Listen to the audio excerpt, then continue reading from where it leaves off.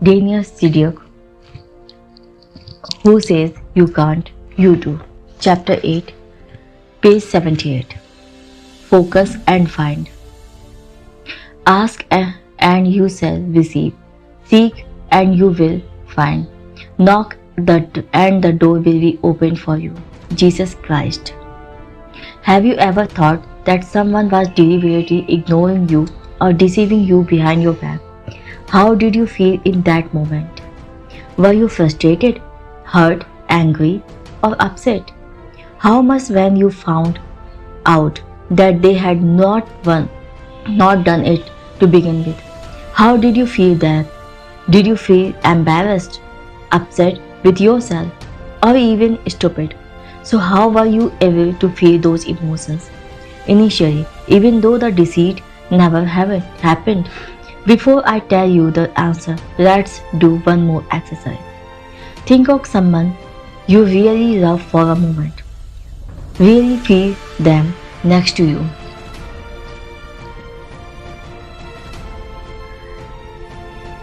Take a minute, close your eyes, and imagine their presence. Before you read on, do this.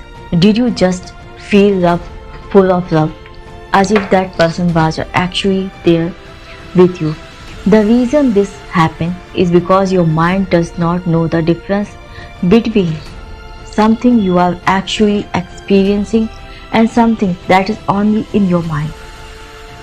What we focus on, we will surely feel. By knowing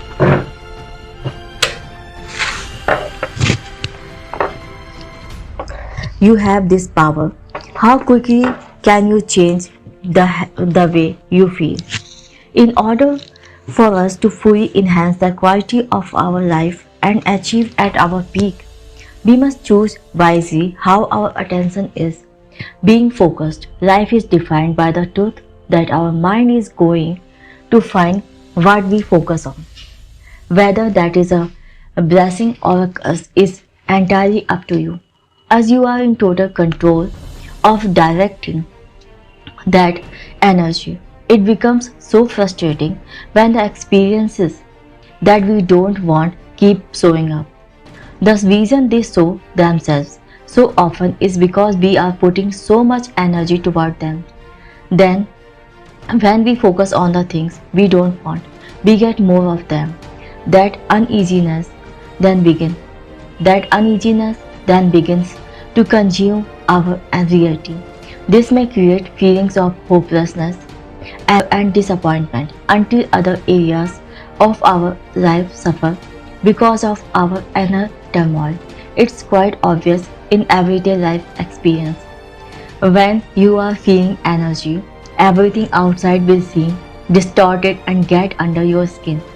When you are irritated about something, everything will seem to irritate you.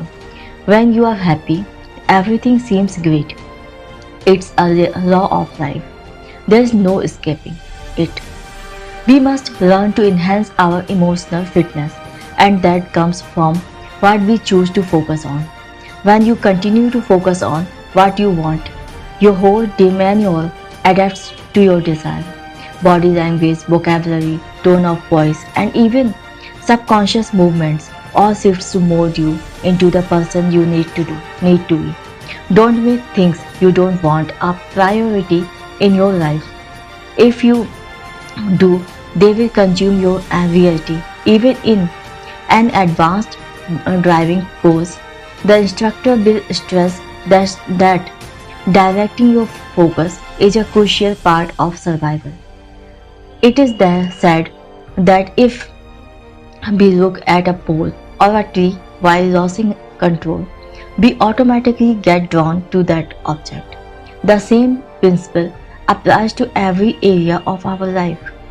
The more we focus on not having enough money, always seeming to find the wrong partner,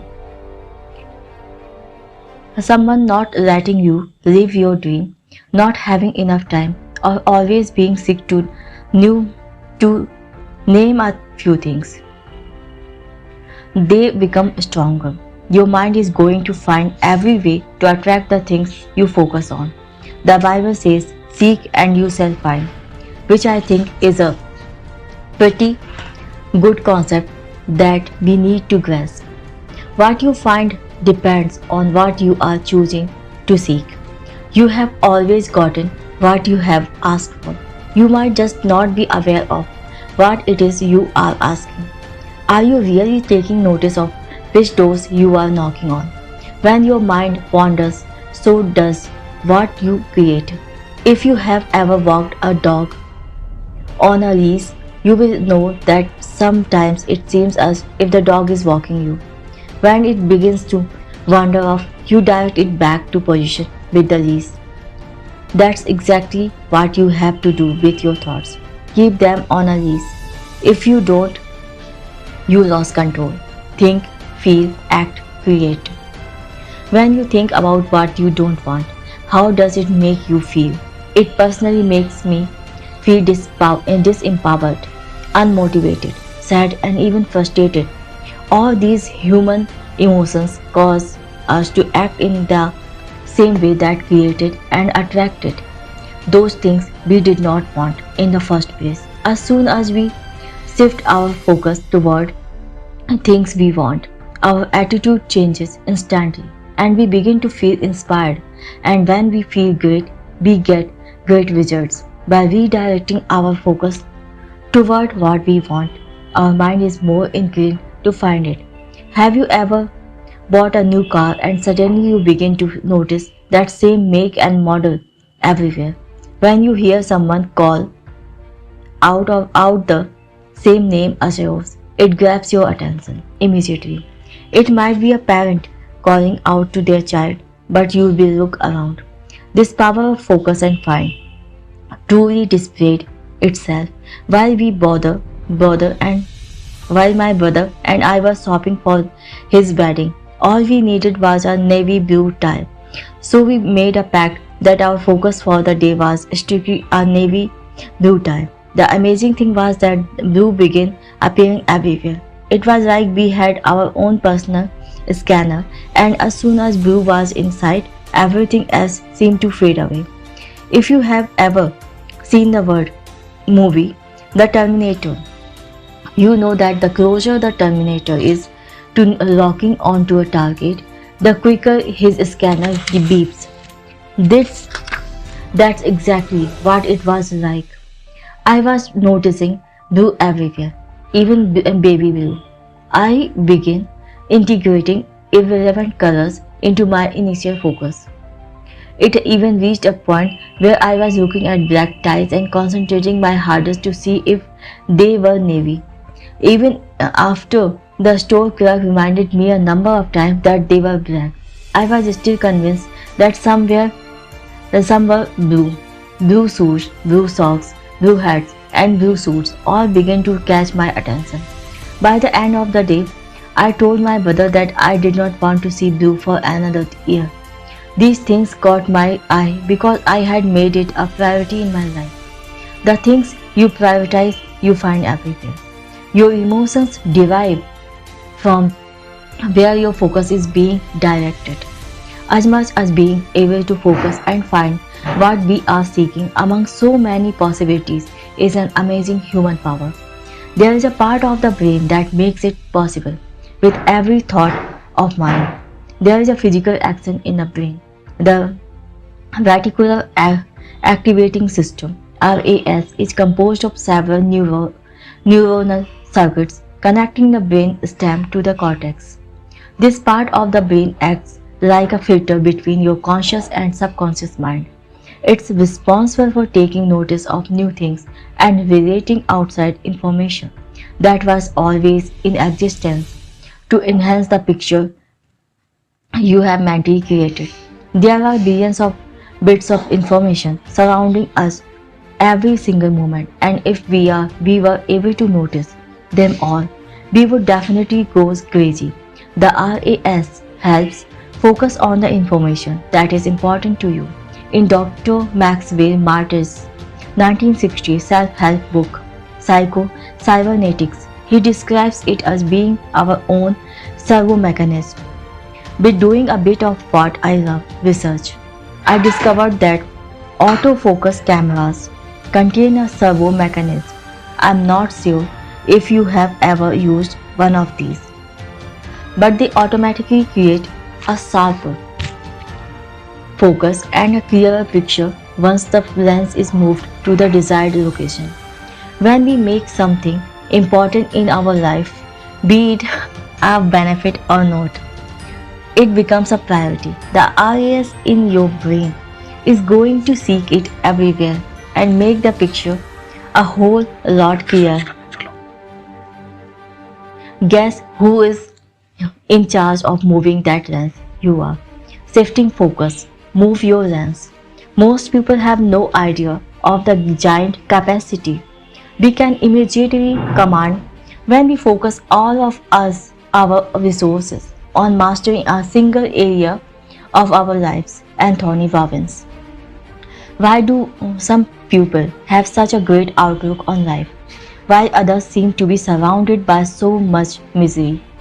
Why are there some who succeed at a much greater level than others and are fulfilled?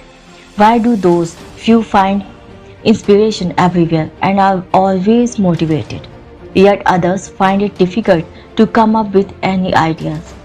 The answers to these questions lies in the understanding of how life actually works. People say to me, I know how life works. You wake up, go to work and come home. It's the same thing every day. My reply is, no, that's how your life works.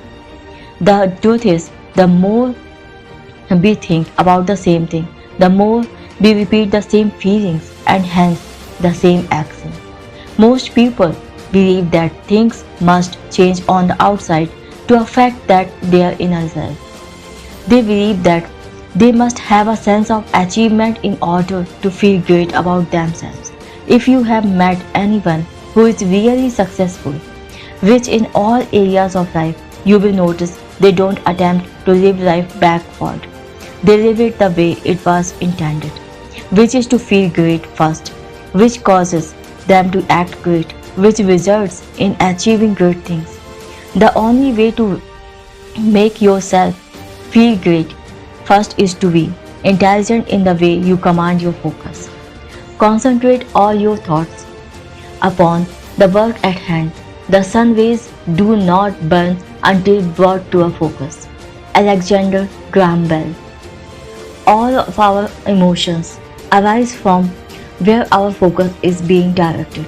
Once we shift our lens over to something else, it's going to pick up details that once went unnoticed. It's like getting a spotlight and moving it from one area to another. Once that is successfully completed, the areas of our life that once contributed to its destruction will be left in the dark. On the other hand, if we do not shift that light, these experiences and situations will keep happening and the world as you know it will stay in check. We revolve many situations around this sense of reality, attach irrelevant things to it and create scenarios that seem worse than they are, all to satisfy the stories we play in our mind. Let's take someone who is paranoid. They repeatedly focus their energy on someone doing wrong by them, being unfaithful, or trying to rip them off. They have focused on that idea so hard, they believe that everyone they meet is the same.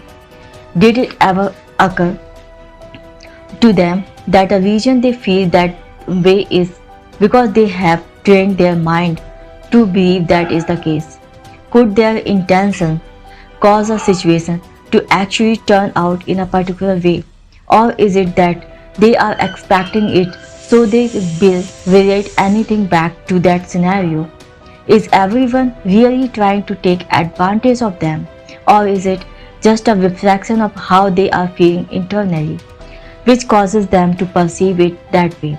I vividly remember how excited I was when I bought my first car. The last thing I thought about was that this car might have any problems. I was wrapped. In my eyes, it was perfect until it started breaking down and overheating.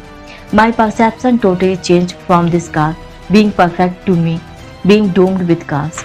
By that time, I bought my second car. I believed I would never have a reliable car, even though the problem might have been something as simple as the window not working.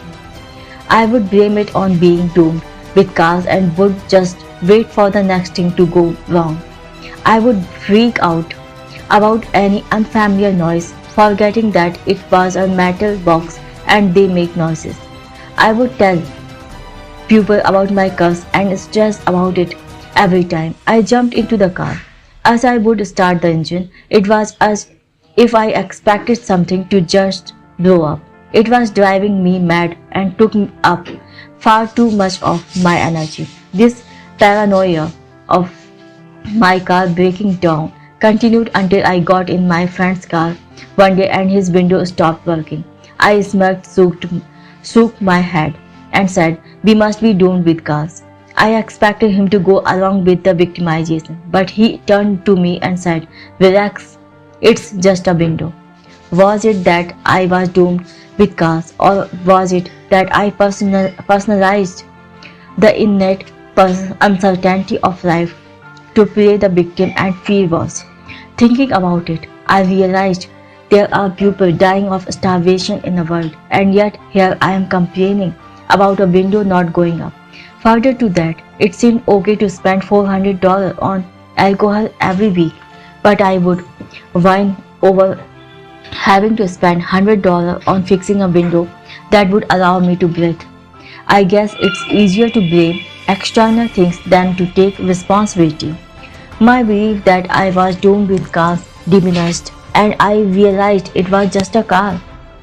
This might sound like a simple scenario, but when I tell people the story, I realized I'm not alone.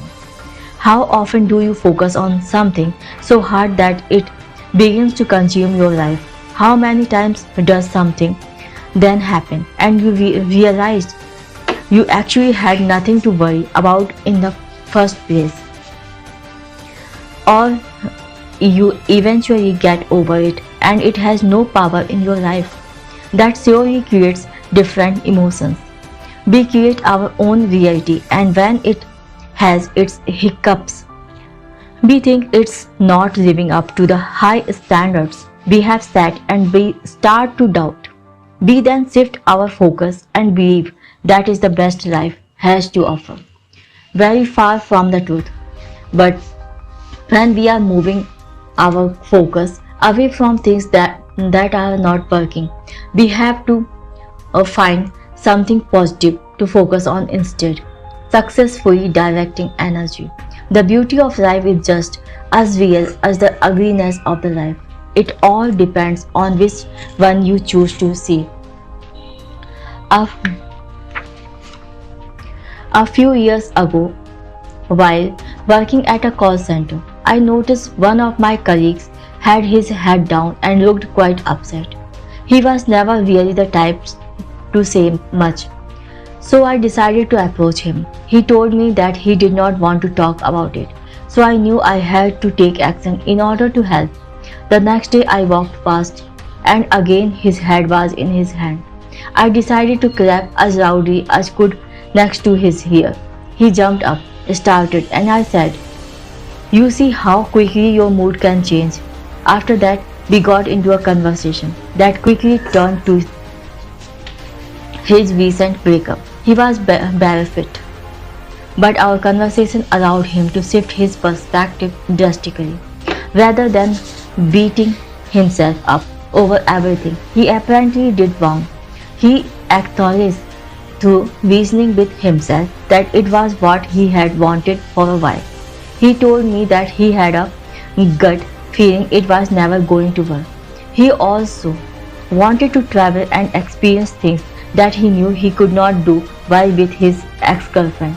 I explained that by shifting his focus toward regions that would serve him, he would be able to pave a new direction for his life, that unless he stopped lying to himself by playing the victim and took charge of the benefits he was already aware of, he would never be able to move on. In an instant, he was able to come up with a list of visions he could work toward that would allow him to be free of the emotional attachment to his former love. Challenging times would still face him, but he created empowering rewoods that his mind would now always find rather than the pain or enduring options. As long as he continued to reinforce the new idea of deep truth, the other one would diminish. When you stop focusing on things you don't want, you break the pattern of letting them consume most of your life. It also prevents you from associating irrelevant things with a situation. Sometimes a situation just is. It's like watching a guy run across the street toward an old woman. We might perceive him to be heading in that direction to rob the lady, which causes us to become distressed. Someone else might perceive the situation as a good gesture, where the guy is going to give back the change she's left at the store. But the guy runs straight past and makes no contact with her at all. Both scenarios were just as real for that moment, but only because we created them. This is the case for everything that happens or has happened in your life. That external stimulus was always open for whatever you wish to attach to it. Analyze it properly. Put things into perspective. Think of something that you should be really grateful for at that time or focus on what you want and you will experience pleasure. Focus on how the situation could benefit your vision in life rather than distance you from them. What knowledge can you gain to take action and better your life? As long as you look hard enough, benefits can be drawn from your experience. In fact, every situation is open for an alternative view. Things once thought of as bad will become your greatest opportunities for self-growth and allow you to take another step toward a quality life. By practicing this strategy, even just a few times, you will soon discover that the only reason everything ever seems a particular way is due to the thoughts and hence emotions you choose to attach to it. You will relate this exercise to past and new experiences, and that's when you really take massive steps to positively shape your destiny. When feeling down about something, you know it is actually due to your perception. These times call for full focus and not letting your mind wander. We must not settle for how things might seem in an instant, but search deeper, looking for ways to turn it around. Once you have discovered a better way of looking at an experience, even if it's only slightly better, hold on to that new thought and feed it like mad. Once that's accomplished, you have learned how to successfully direct your energy. Thank you very much for listening. This is the end of chapter 8, page 87. Have a nice day. Thank you very much.